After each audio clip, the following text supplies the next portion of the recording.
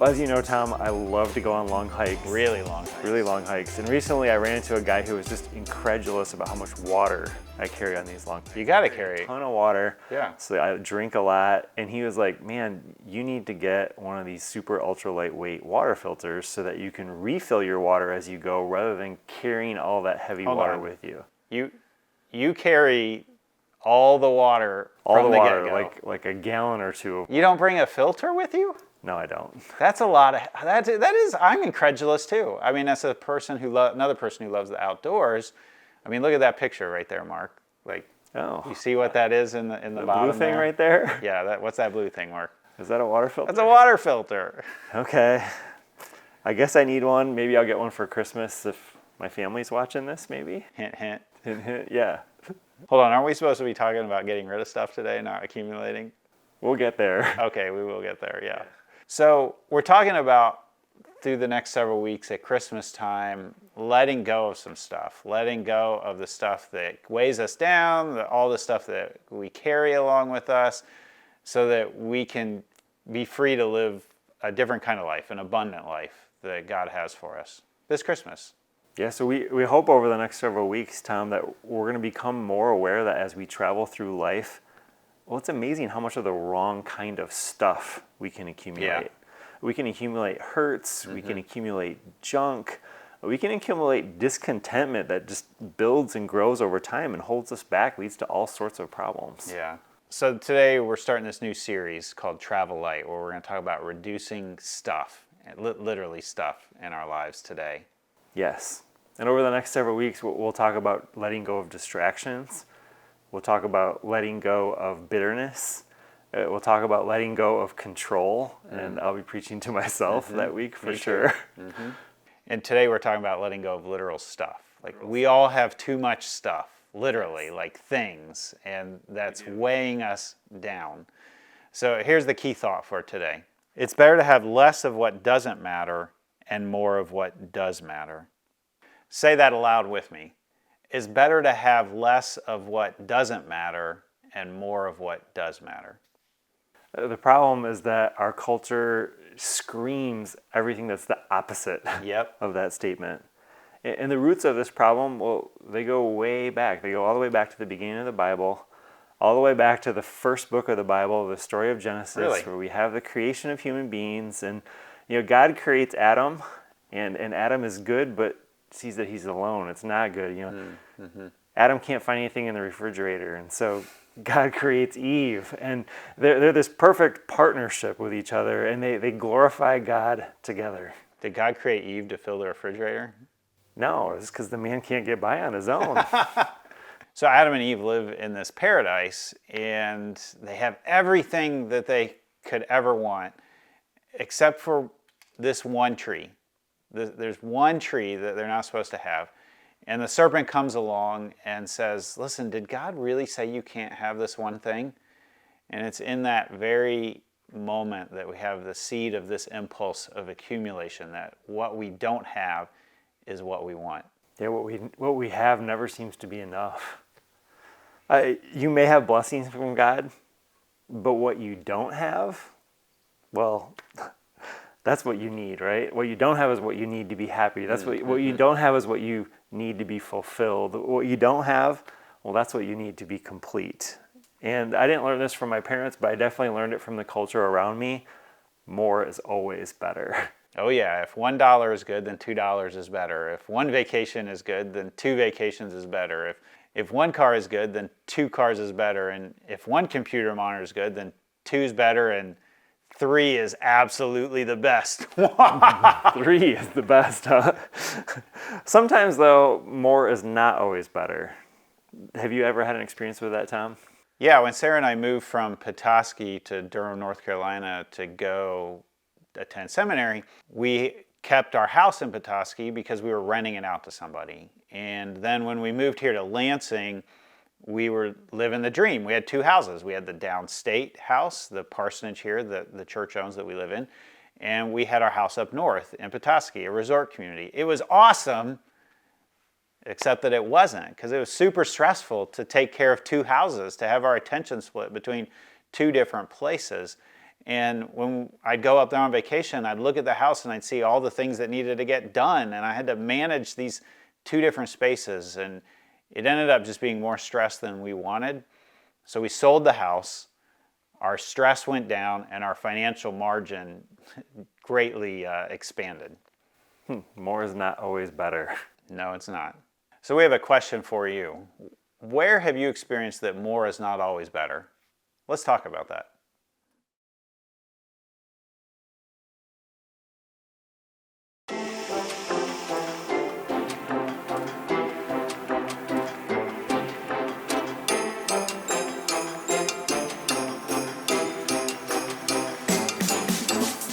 More is not always better, Tom. And Solomon, the wisest person in the Bible, said in Ecclesiastes, better is 1 handful with tranquility than 2 handfuls with toil and chasing after the wind.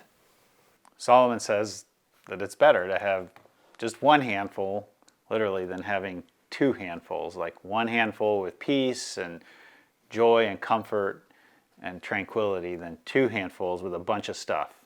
2 monitors, 3 monitors, 2 cars, 2 houses, more stuff, which this brings us back to the whole point of today's message. It's better to have less of what doesn't matter and more of what does matter. This is so important because your life is valuable. Your life matters. You have a purpose, you have a calling from God, and God doesn't want to waste your life on stuff that doesn't really matter. Jesus actually warned us about this too. In Luke chapter 12, he says, "Watch out, be on your guard against all kinds of greed. Life does not consist in an abundance of possessions." Like Jesus, like there's exclamation marks here. Watch out, be on guard. I mean, this is like Jesus has this really important intensity of his message. Is pay attention to this. This is really important stuff. I think of like yelling at my kids when they're about to run on the road. Like there's danger ahead. This is like something you say to somebody who's about to be in serious physical danger, except Jesus isn't saying that about physical danger. There's like a danger to our soul here. Watch out, be on guard for greed that is a danger to your soul. My life does not consist of the abundance of my stuff. Our culture tells us the exact opposite, that you are what you drive, you are what you wear, you are how many Christmas presents you get and give at Christmas, but you aren't what you own. You aren't the stuff that you have. The lie we've bought into is that what you don't have is what you need to be happy, to be fulfilled, to be content in life. What you don't have is what you need to be cool. What you don't have is what you need to fit in. What you don't have is what you need to really have a life to the full, to be significant, to be important, to be popular. Yeah, so here's a question we want to ask today. What if the desire for stuff is robbing me from the life that I want? Solomon, again, the wisest person ever, says, better 1 handful with tranquility than 2 handfuls with toil and chasing after the wind.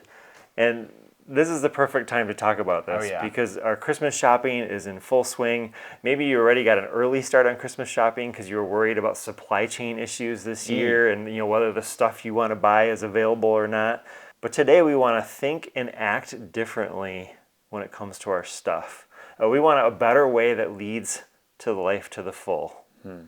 It's better to have less of what doesn't matter and more of what does matter. Yeah.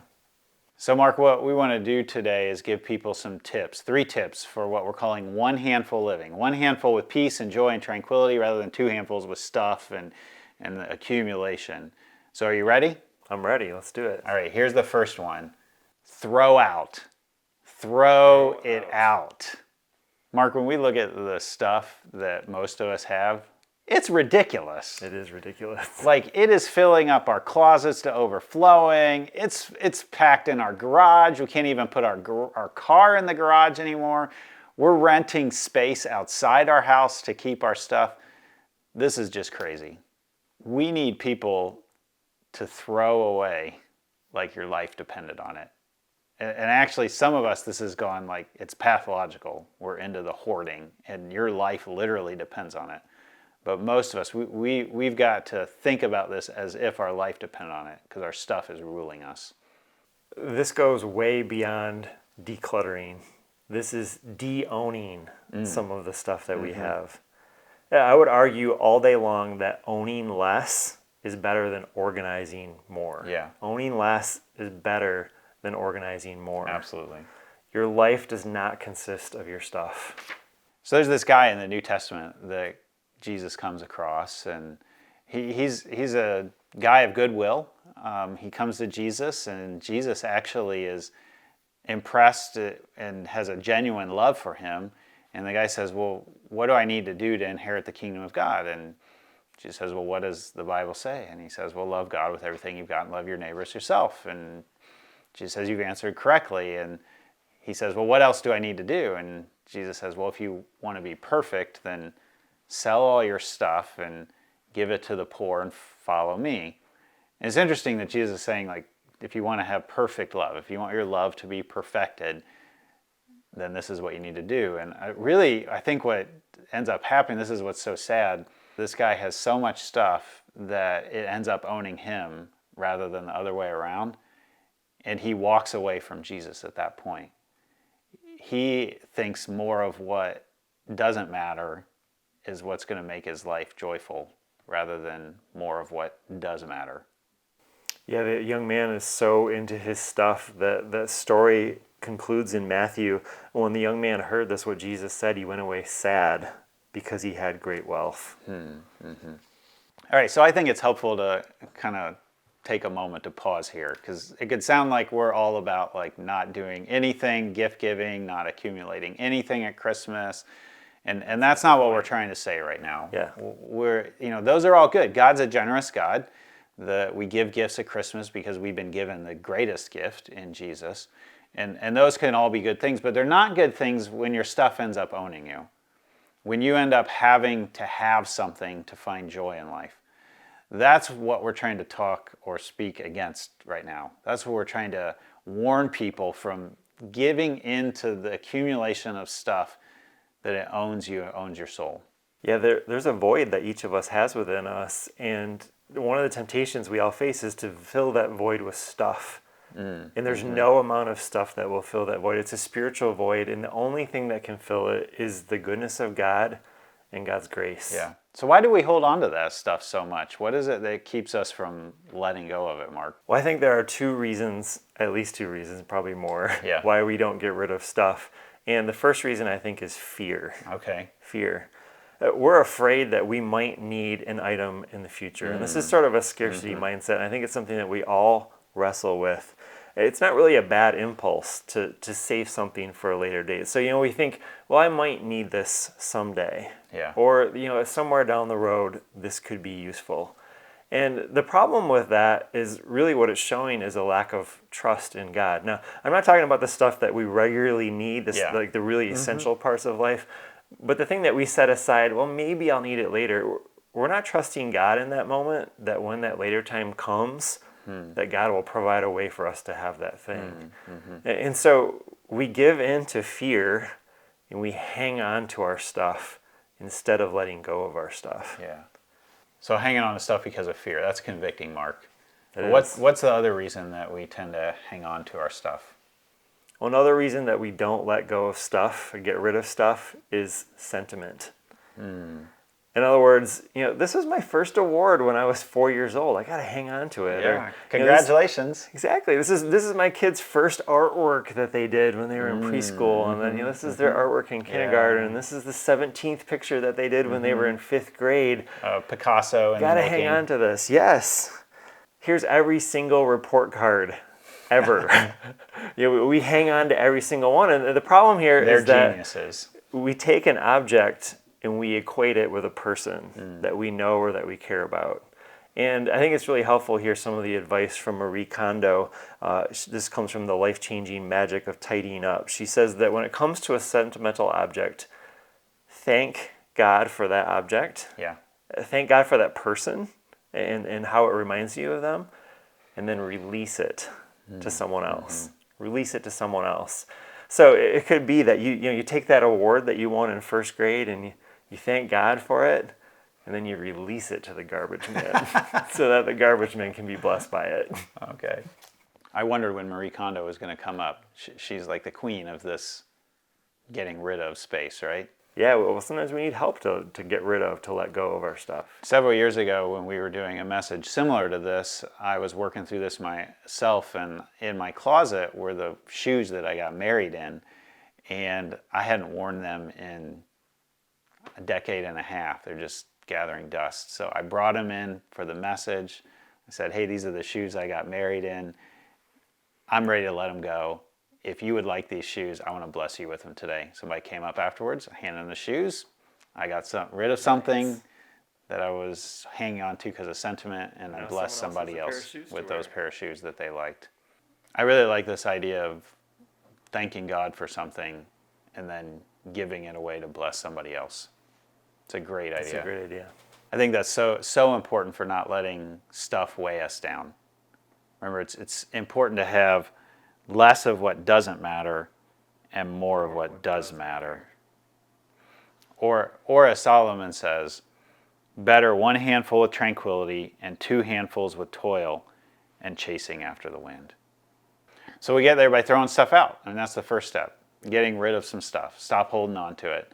So here's a chat question we want to ask you today. What's more likely to prevent you from throwing out, fear or sentiment? Let's talk about that.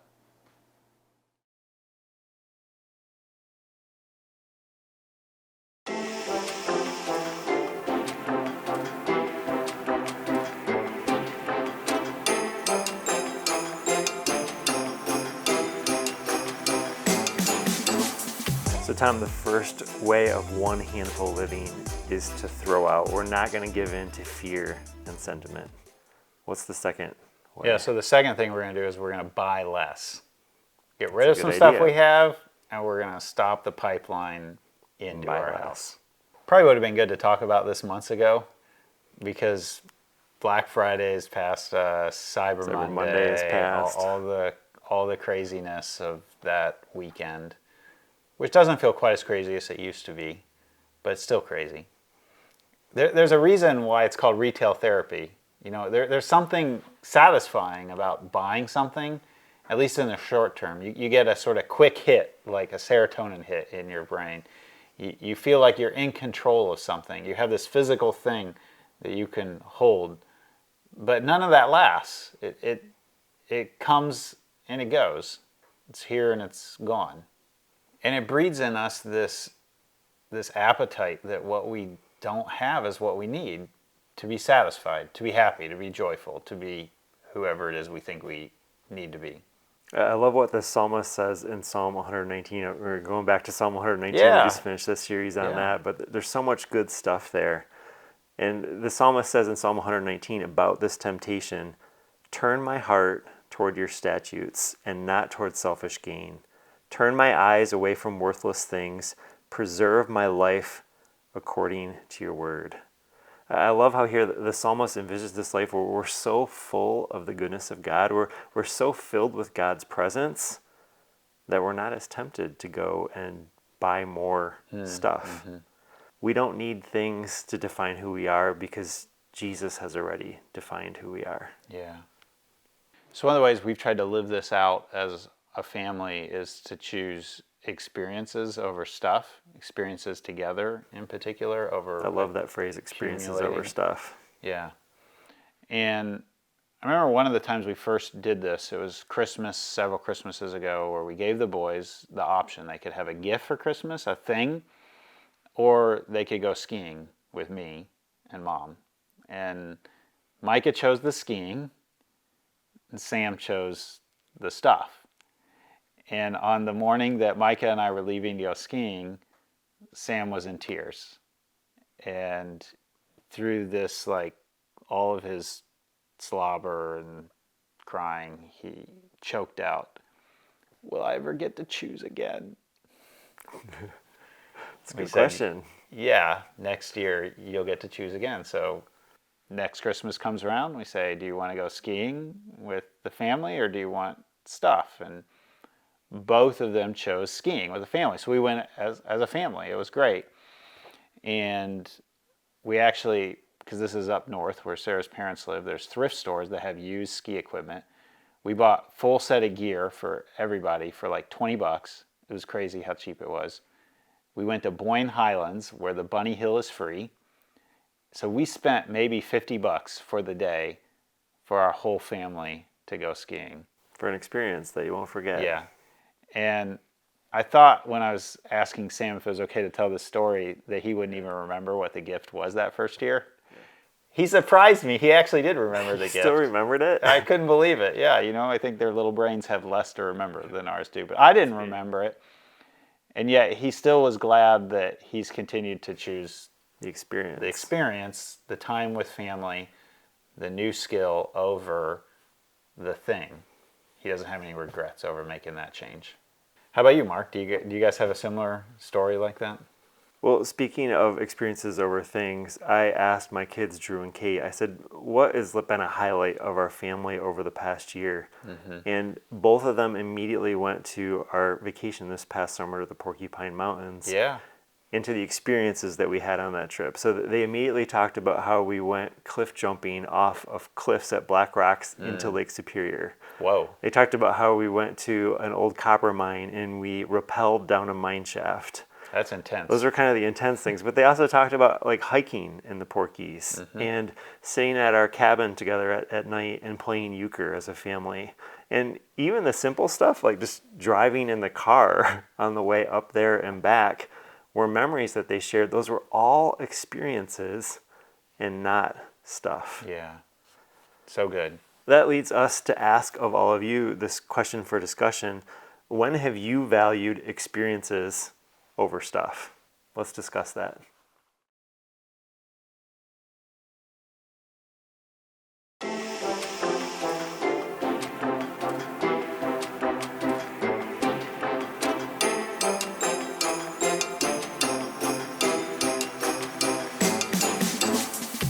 So Mark, we're going to throw stuff out, like our life depended on it. Getting rid of stuff. Because on the other side of that is freedom, there's joy, there's time for relationships. So then we're going to buy less. We're going to accumulate less stuff. What we're going to accumulate rather are experiences, memories, relationships. Time with the people we care about. Yeah, with the people we love. And then finally, in order to have one handful living, the life that really matters, we're going to give more. Give more. Mm-hmm. Paul told Timothy in his letter, 1 Timothy, command those who are rich in this present world not to be arrogant, nor to put their hope in wealth, which is so uncertain, but to put their hope in God, who richly provides us with everything for our enjoyment. So Paul's talking to Timothy, and he says, command those who are rich. And most of us gloss right over that.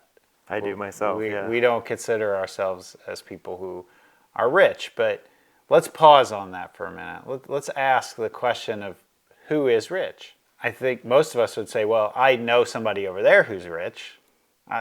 Those people I see on TV, that person. Those people, they're rich, but I'm not rich. Not me. That's a good point, Tom. And to put this in a global perspective, it's helpful to think that if you drive somewhere today, you are in the top 5 to 7% of people in the world. Wow.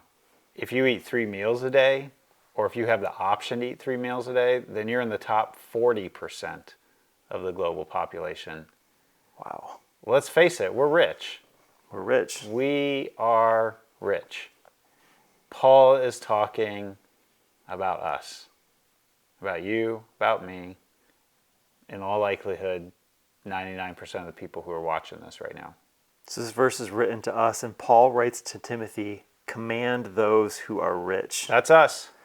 In this present world, not to be arrogant, nor to put their hope in wealth, which is so uncertain, but to put our hope in... In what? To put our hope in God. Who does what? Who richly provides us with everything for our enjoyment.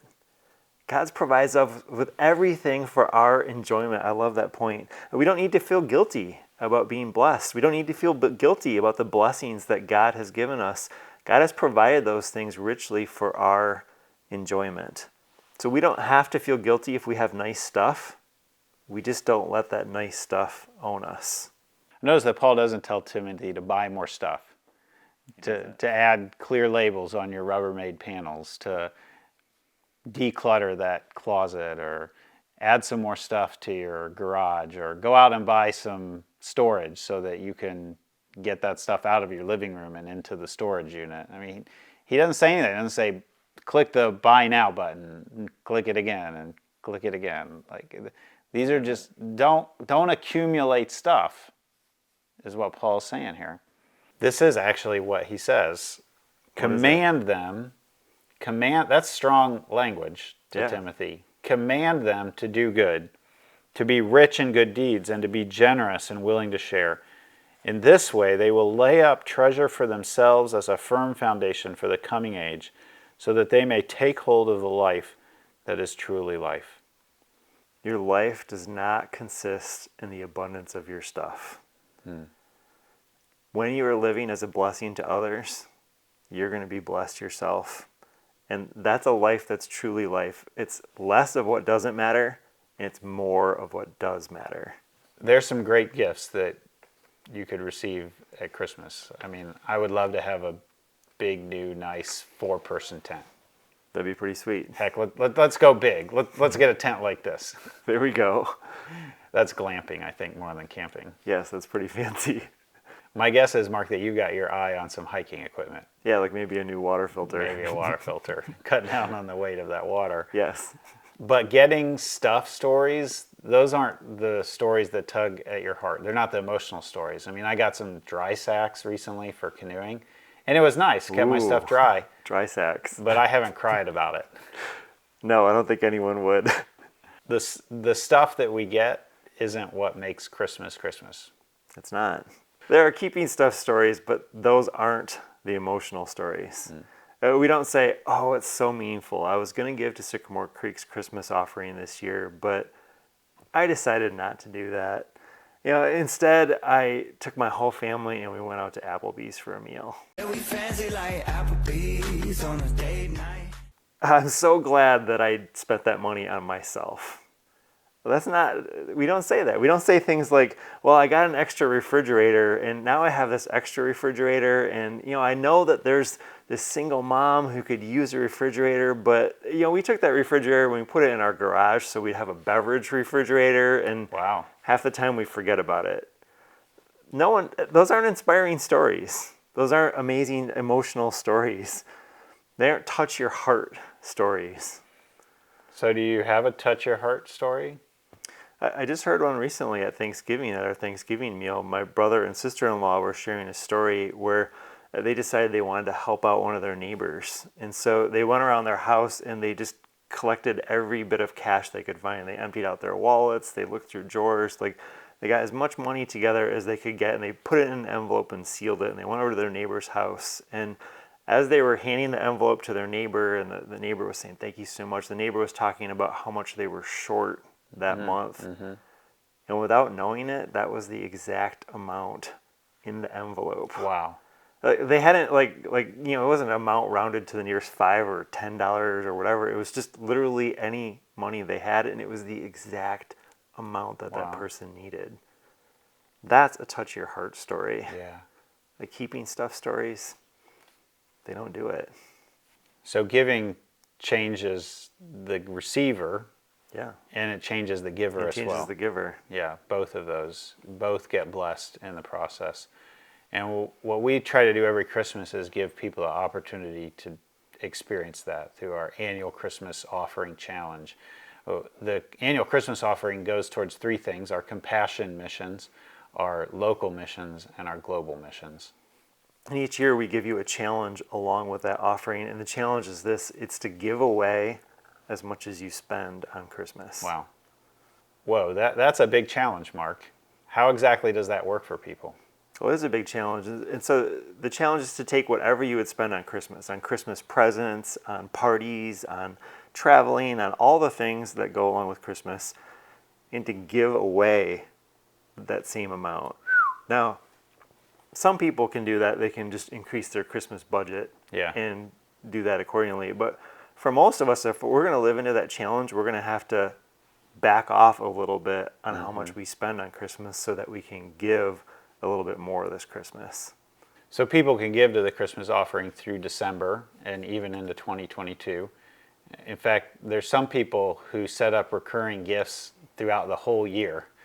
Just every month, there's a little bit that they give towards this Christmas offering. That's such a cool idea. That really cool impresses me. But people can give with the special Christmas offering envelope, can give through our app, through our website, set up a bill pay through your online bank.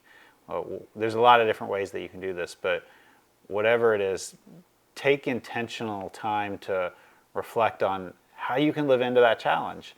And it may take a couple years to on-ramp this challenge for you, but when you get there, these are the kind of stories that they're the emotional stories, they're the soul stories. Yes, they are. So we have a question for you. How much of a challenge is the Christmas offering challenge to you and your family? Let's talk about that.